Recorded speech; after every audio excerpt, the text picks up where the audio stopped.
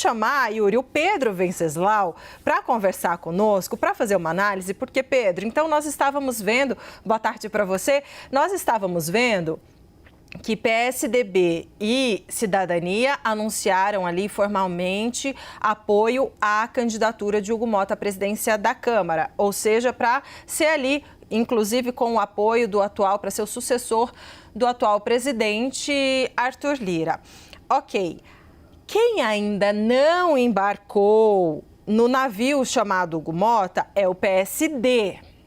E aí, diz Gilberto Kassab, aí tem aquela coisa, né? Ah, não embarcou porque, enfim, vai levar a candidatura de Antônio Brito, por exemplo, até o fim nessa disputa.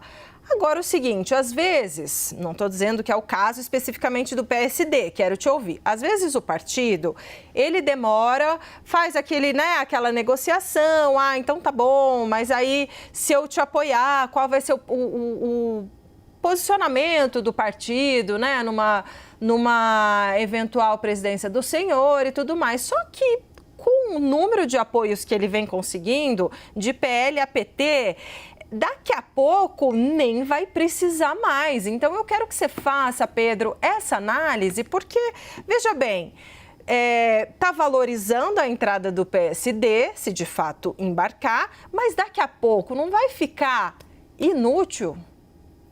Boa tarde, Yuri, Débora, boa tarde a todos. Essa é a grande pergunta, porque você estava comentando, Débora, como ele é um craque da política, né, o Hugo Motta, conseguiu ali fazer um discurso contemplando, lembrando o Tancredo Neves, enfim, ele se adapta a cada público com muita facilidade. Mas o PSD tem outro craque, que eu diria talvez que seja hoje o maior craque, o maior vencedor da eleição municipal, que é Gilberto Kassab. E consta que quem está assegurando esse apoio por enquanto é o próprio Gilberto Kassab. Porque o Elmar Nascimento também tentou segurar o quanto pôde, tentou valorizar o passe também, acabou que o próprio partido tomou uma decisão e aí ele vai ser contemplado com alguns outros cargos, relatorias, eventualmente a CCJ, ficou todo mundo contente, a mágoa aparentemente passou.